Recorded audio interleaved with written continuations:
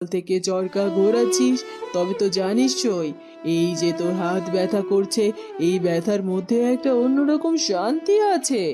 তুই ঠিক বলেছিস রূপমঞ্জরি। আগে যখন আমরা দুজনে দুই রাজ্যের রানী ছিলাম, তুই ছিলি রত্নগড় রাজ্যের রানী আর আমি হেম রাজ্যের রানী, তখন তো কোনো কাজই করতাম না, শুধু বসে বসে অন্যের ক্ষতি করার কথা ভাবতাম। কিন্তু তখন মনে কখনো কোনো শান্তি ছিল না, সবসময় একটা ভয় আর অস্থিরতা কাজ করতো। আমরা তো জীবনে অনেক বড় ভুল করেছি রে মধুবালা। চারুলতা আবারও ওনাকে সেই পথ্য খাওয়াতে লাগলো। দেখো বাবা, চারুর হাতের এই ঔষধি দাওয়াই খাওয়ার পর তোমার তুই চারুকে চিনিস না সোনা পাখি? চারু খুব শক্ত মনের মেয়ে, তুই দেখিসনি হাটে আর মাঠে। রূপমঞ্জরি, এই সুতো কাটার কাজটা করতে করতে এখন আমার দিনগুলো কত তাড়াতাড়ি কেটে যায় দেখেছিস? আগে প্রাসাদের আলসেমিতে দিন যেন কাটতেই চাইতো না। হেমরাজের রাজপ্রাসাদের সদর দরজা, সুসজ্জিত ঘোড়ার গাড়ি দাঁড়িয়ে আছে। রানী লতা গাড়ির কাছে দাঁড়িয়ে আছেন। চারুলতা এবং রাজপুত্র অরুণ তাকে বিদায় জানাতে এসেছে। চারুলতা চোখ দুটো ছলছল করছে। মা, তুমি চলে যাচ্ছ, আমার যে কি কষ্ট হচ্ছে আমি তো তোমাকে বোঝাতে পারবো না। তুমি এখানে ছিলে বলে আমার মনে হতো আমার মাথার উপর একটা ছাদ আছে। কাঁদিস না চারুমা, তুই তো আমার সব থেকে সাহসী মেয়ে। আমি কি আর সাধে তোকে ছেড়ে যাচ্ছি? তোর বাবারও তো বয়স হয়েছে, উনি মধুপুরে একা একা আমার পথ চেয়ে বসে আছেন। ওনার তো আমাকে দরকার রে মা। আমি জানি মা, বাবার তোমাকে ভীষণ দরকার। তুমি নিশ্চিন্তে মধুপুরে ফিরে যাও, বাবার শরীরের খুব যত্ন নিও, আর জেসমিনকে আমার অনেক ভালোবাসা দিও। জেসমিনকে আমি তোর কথা বলবো। আর শোন চারু, তুই কিন্তু একদম মন খারাপ করবি না। তোকে তো এখন হেমরাজের অনেক বড় দায়িত্ব সামলাতে হচ্ছে রে মা। তুই যেভাবে প্রজাদের খেয়াল রাখছিস সেভাবেই খেয়াল রাখবি। আমি আমার রাজ্যের কোনো কাজে অবহেলা করব না মা, তুমি একদম চিন্তা করো না। আর একটা কথা চারু, তোর শ্বশুর মশাই শরীরটাও কিন্তু ভালো নেই। নাতির শোকে মানুষটা একদম ভেঙে পড়েছে। তুই রাজ্যের কাজের ফাঁকে ফাঁকে ওনার দিকে একটু নজর রাখিস মা। উনি তো নিজের মনে কষ্ট চেপে রেখে আরো অসুস্থ হয়ে পড়ছেন। আমি জানি মা, আমি নিজের বাবার মতোই আমার শ্বশুর মশাইয়ের খেয়াল রাখবো। ওনার ওষুধ, ওনার পথ্য সব কিছু আমি নিজের হাতে ওনাকে দেব। ওনাকে আমি কিছুতেই একা হতে দেব না। মা, আপনি নিশ্চিন্তে যান, চারু থাকতে বাবার কোনো অযত্ন হবে না। আর আমি তো আছি, আমরা দুজনে মিলে বাবাকে ঠিক সুস্থ করে তুলবো। অরুণ, তুমি খুব চারুর খেয়াল রেখো বাবা। তোমরা দুজনে মিলে মিশে থেকো, বিধাতা তোমাদের সব মঙ্গল করবেন। আমি এবার আসি। এরপর রানী লতা গাড়িতে উঠলেন। গাড়ি ধীরে ধীরে মধুপুর রাজ্যের দিকে এগিয়ে গেল। চারুলতা আর অরুণ অনেকক্ষণ ধরে সেদিকে তাকিয়ে রইল। লালু আপন মনে জাবর কাটছে, সোনা পাখি তার সামনেই আছে। জানিস লালু, আজ চারুর মা মানে আমাদের লতা মা মধুপুর রাজ্যে ফিরে গেল। চারু ভীষণ কাঁদছিল রে, আমার দেখে ভীষণ মন খারাপ হয়েছে। চারুর তো অনেক কষ্ট হবে সোনা পাখি, মা দূরে চলে গেলে সবারই তো কষ্ট হয়, কিন্তু চারুর মায়ের তো উপায় নেই। ওনার স্বামীও তো ওখানে একা আছেন। তা ঠিক, কিন্তু চারু তো এখন আরো বেশি একা হয়ে গেল। এমনিতেই ওর মনে কত কষ্ট, তার উপর রাজ্যের এত বড় দায়িত্ব। চারু কি পারবে একা হাতে সব কিছু সামলাতে? তুই চারুকে চিনিস না সোনা পাখি? চারু খুব শক্ত মনের মেয়ে, তুই দেখিসনি হাটে আর মাঠে চারু কেমন সুন্দর করে সবার কাজ বুঝিয়ে দেয়। চারু ঠিক সব সামলে নেবে রে। হ্যাঁ রে, চারু সত্যি খুব ভালো রাজ্য চালায়, কিন্তু রাজামশাইয়ের তো ভীষণ শরীর খারাপ। উনি তো ঘর থেকেই বের হন না, সারা দিন শুধু আদিত্যের কথা ভেবে ভেবে কাঁদেন। রাজা মশাইয়ের জন্য আমারও খুব খারাপ লাগে। এত ভালো মানুষটা কেমন যেন আধমরা হয়ে গেছেন। তবে চারু থাকতে রাজা মশাইয়ের কোনো অযত্ন হবে না। চারু ঠিকই রাজা মশাইয়ের খেয়াল রাখবে। আমরাও চারুকে সব কাজে সাহায্য করব লালু। চারু যখন প্রাসাদের কাছে ব্যস্ত থাকবে তখন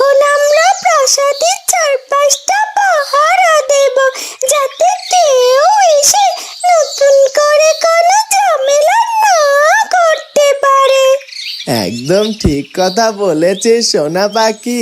চারুর যাতে কোনো কাজের অসুবিধা না হয় আমরা সেদিকে নজর রাখবো।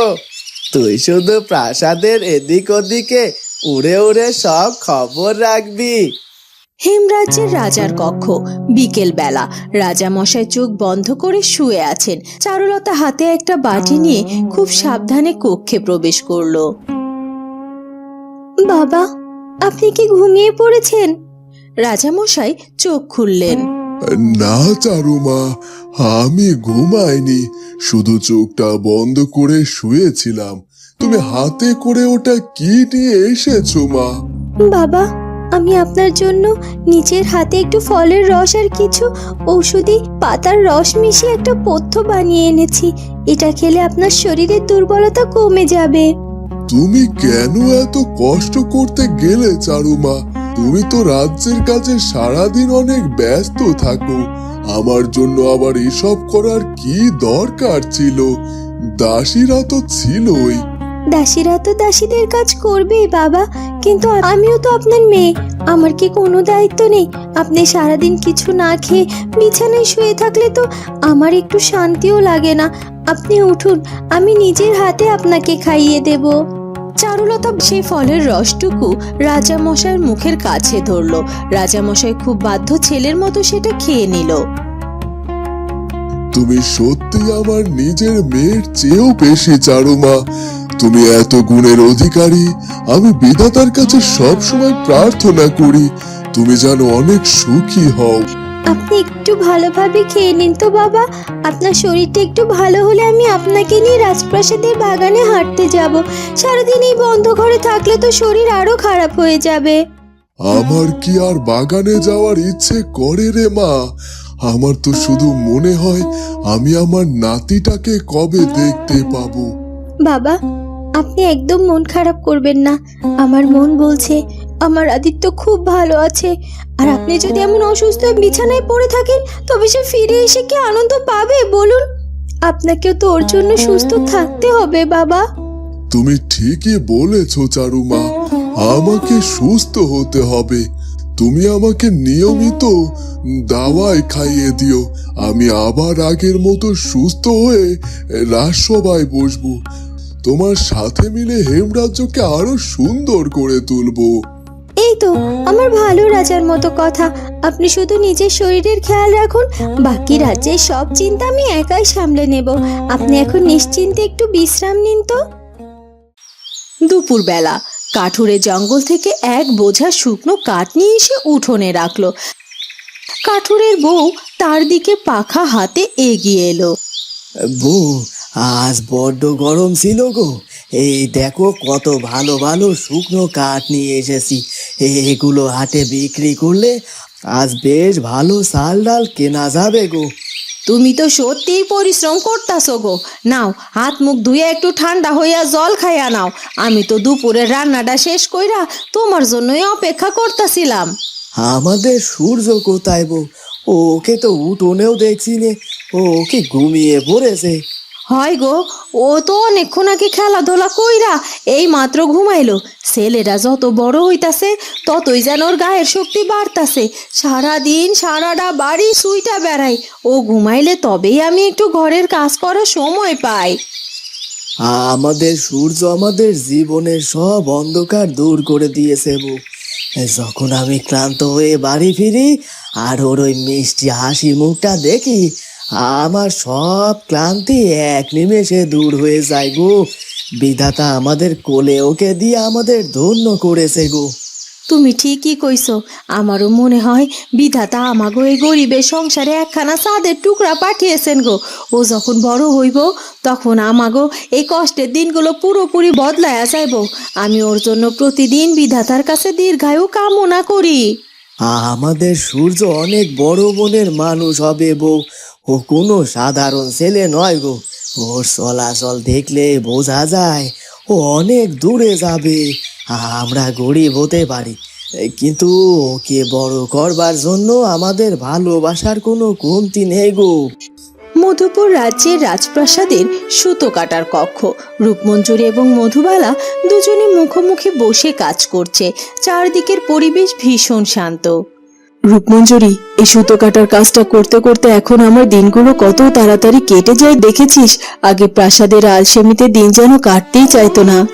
ঠিক বলেছিস মধুবালা, অলস মস্তিষ্ক তো শয়তানের কারখানা। আগে যখন আমরা কোনো কাজ করতাম না তখন শুধু চক্রান্তের জাল বুনতাম, আর এখন নিজের হাতে পরিশ্রম করে সুতা কেটে যে শান্তি পাই তা ওই রাজকীয় বিলাসবহুল জীবনে কোনোদিনও পাইনি। আমাদের চারুলতা মেয়েটা সত্যি খুব মহান রেশই। আমরা ওর জীবনে এত বড় ক্ষতি করতে চেয়েছিলাম, অথচ আমাদের তাড়িয়ে না দিয়ে এখানে মাথা গোঁজার ঠাঁই দিল। আমরা এখন শান্তিতে দুবেলা দুমুঠো খেয়ে বেঁচে আছি, এটা আমাদের জন্য অনেক বড় পাওনা। চারুর মনটা আকাশের মতো বড় মধুবালা। ও সিংহাসনে বসার পর থেকে রাজ্যের প্রতিটি মানুষ কত সুখে আছে। নিজের সন্তানের শোকে মেয়েটা পাথর হয়ে গেছে, অথচ রাজ্যের রাজকার্যে সে কোনো খামতি রাখেনি।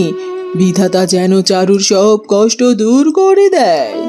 হ্যাঁ সই, বিধাতা নিশ্চয় চারুর ডাক শুনবে, আর রাজপুত্র অরুণও চারুর পাশে ছায়ার মতো থাকবে। ওরা দুজনে মিলে যেভাবে রাজ্যটাকে আগলে রেখেছে তা সত্যিই প্রশংসনীয়। হেমরাজ্যের রাজার কক্ষ। রাজামশাই বিছানায় শুয়ে আছেন। রাজপুত্র অরুণ ঘরের এক কোণে চিন্তিত মুখে দাঁড়িয়ে আছে। চারুমা, তুমি কেন নিজের শরীরটা নষ্ট করছো? রাজকার্যের এত বড় দায়িত্ব তোমার কাঁধে, তারপর আমার এই ভাঙা শরীরের পেছনে তুমি সময় দিচ্ছ। আমার বড্ড অপরাধ বোধ হয় মা। বাবা, আপনি এসব কথা বলবেন না। আপনি কি আমাকে নিজের মেয়ে মনে করেন না? রাজকার্য তো প্রজাদের জন্য, আর আপনি হলেন আমাদের এই রাজপ্রাসাদের প্রাণ। আপনার সেবা করা তো আমার সবচেয়ে বড় কর্তব্য। হ্যাঁ বাবা, চারু একদম ঠিক বলেছে। তুমি যদি এমন করে মন খারাপ করে থাকো তবে আমাদের রাজ্য পরিচালনার সব শক্তি হারিয়ে যাবে। রানী লতা মাও তো যাওয়ার সময় চারুকে বারবার বলে গেছেন তোমার বিশেষ খেয়াল রাখতে। বেয়ান তো মধুপুরে ফিরে গেলেন, মধুরাজাও একা আছেন, কিন্তু আমি তো এই প্রাসাদের থেকেও তোমাদের কোনো কাজে আসছি না রে অরুণ। আমার এই শরীরটা যেন আমার আর সাথ দিচ্ছে না। বাবা, আপনি একটুও চিন্তা করবেন না। এই যে আমি ওষুধি গাছপালার রস দিয়ে নতুন একটা পথ্য তৈরি করেছি না, এটা খেলে আপনার বুকের কষ্ট যে অনেক কমে যাবে, আর কয়েকবার খেলেই দেখবেন ভালো লাগবে। চলুন, আপনাকে আর একটু আমি ওই রসটি খাইয়ে দেই। চারুলতা আবারও ওনাকে সেই পথ্য খাওয়াতে লাগলো। দেখো বাবা, চারুর হাতের এই ঔষধি দাওয়াই খাওয়ার পর তোমার মুখের মলিনতা কতটা কেটে গেছে। তুমি খুব তাড়াতাড়ি সুস্থ হয়ে যাবে, আর আবার আমাদের সাথে রাজসভায় বসবে। তোদের এই ভালোবাসা দেখলে আমার মনে হয় বিধাতা আমাকে এখনো বাঁচিয়ে রেখেছেন কোনো এক বড় আনন্দের দিন দেখার জন্য। আমার আদিত্য যদি আজ এখানে থাকতো তবে ও হয়তো আমার কোলে বসে খেলতো। বাবা, আমাদের আদিত্য যেখানেই থাকুক ও ঠিক ফিরে আসবে। বিধাতা আমাদের পরীক্ষা নিচ্ছেন, কিন্তু আমাদের বিশ্বাস হারালে চলবে না। আপনি একটু শান্ত হয়ে ঘুমান। আমি আর রাজপুত্র বাইরে গিয়ে শস্যের গোলার তদারকিটা শেষ করে আসি। আচ্ছা মা, তোমরা যাও, আমি একটু চোখটা বন্ধ করি। তোমরা সাবধানে থেকো। রাজপ্রাসাদের পেছনে বড় মাঠ। লালু মনের আনন্দে কচি ঘাস খাচ্ছে, আর সোনা পাখি একটি বড় ডালের ওপর বসে চারদিকটা দেখছে। লালু, তুই তো দেখছি খুব আয়েশ করে খাচ্ছিস। রানী লতা মতো মধুপুরে চলে গেলেন, রাজপ্রাসাদটা কেমন যেন খালি খালি লাগছে না? খালি তো লাগবে সোনা পাখি। রানীমা কত ভালো ছিলেন, আমাকে কত ভালোবাসতেন, কিন্তু ওনার তো নিজের রাজ্যে ফিরে যেতে হবে। মধু রাজা একা ছিলেন সেখানে। তা তো বটেই, কিন্তু তুই কি খেয়াল করেছিস চারু আজকাল কতটা ব্যস্ত থাকে? একদিকে রাজামশাইয়ের অসুস্থতা, অন্যদিকে শীতের আগে প্রজাদের শস্য আর কাপড়ের ব্যবস্থা করা, সব চারুকে একা দেখতে হচ্ছে। চারু হলো আমাদের এই রাজ্যের আসল শক্তি সোনা পাখি। ও সব পারে, তবে আমাদেরও তো বসে থাকলে চলবে না। তুই তো জানিস কালভৈরব এখন চুপ করে আছে, মানে ও কোনো বড় ফন্দি আটছে। হ্যাঁ লালু, ওই শয়তান জাদুকরটার কোনো বিশ্বাস নেই। ও কখন যে কি মায়াজাল তৈরি করবে কেউ জানে না। তাই আমি প্রতিদিন প্রাসাদের সীমানার বাইরে উড়ে উড়ে দেখি কোনো সন্দেহজনক লোক ঘুরছে কিনা। তুই খুব ভালো কাজ করেছিস সোনা পাখি, আর আমিও এই মাঠের দিকে কড়া নজর রাখছি। যদি কালভৈরবের কোনো চর এই প্রাসাদের আশেপাশে আসার চেষ্টা করে, তবে আমি আমার শিং দিয়ে তাকে এমন গুঁতো দেব যে সে আর জীবনেও সোজা হয়ে দাঁড়াতে পারবে না। লালু, তোর এই সাহসের জন্যই তো আমি তোকে এত পছন্দ করি। চল আমরা দুজনে মিলে প্রাসাদের দক্ষিণ দিকটা একবার চক্কর দিয়ে আসি। চারু এখন রাজামশাইয়ের ঘরে আছে। এই সুযোগে আমরা আমাদের পাহারার কাজটা সেরে নেই। চল সোনা পাখি, তুই আগে আগে ওর, আর আমি তোর পিছু পিছু আসছি। আমাদের চারুর রাজ্যে কোনো অমঙ্গল আমরা ঘটতে দেব না। যোগু, মীরা, ভ্যাবলা, ময়না আর ক্যাবলা সবাই সেখানে উপস্থিত। চারুলতা ধীর পায়ে সেখানে এলো। বাবা, তোমরা সবাই মিলে তো খুব ব্যস্ত দেখছি, তা কি নিয়ে আলাপ করছো? আর শীতের কাপড়ের ব্যবস্থা কত দূর হলো মা? ওরে চারু, তুই কখন এলি? আয় আয় আয়, একটু বস। কাপড়ের কাজ প্রায় শেষের দিকে রে মা। গ্রামের সব মহিলারা মিলে অনেকগুলো মোটা চাদর আর কাঁথা তৈরি করে ফেলেছে। গরিব প্রজাদের দিতে কোনো অসুবিধে হবে না। খুব ভালো করেছো মা। শীতের তীব্রতা বাড়ার আগে যেন সবার ঘরে ঘরে এই কাপড়গুলো পৌঁছে যায়। আর বাবা, রাজভাণ্ডারের শস্যের বস্তাগুলো কি ঠিক মতো গোছানো হয়েছে? হ্যাঁ সারুমা, আমি আর ব্যাবলা মিলে সব শস্যের বস্তা ভালো করে বেঁধে রেখেছি। রাজপুত্রের নির্দেশে কাল সকালে এগুলো বড় গোলায় পাঠিয়ে দেওয়া হবে। তুই কোনো চিন্তা করিস নে মা। বাবা একদম ঠিক বলেছে সারু দিদি। আমি নিজে সব বস্তা পরীক্ষা করেছি, একটা বস্তাতেও কোনো গলাদ নেই। বাবা আর মা যেভাবে সব তদারকি করেছে, তাতে শস্য একদম সুরক্ষিত থাকবে। বন্ধুরা, কি হতে চলেছে এরপর সেটা জানবো আমরা চারুলতা গল্পের পরবর্তী পর্বে। আর আমাদের আজকের পর্বটি ভালো লাগলে অবশ্যই আমাদের চ্যানেলটিকে সাবস্ক্রাইব করে দিও।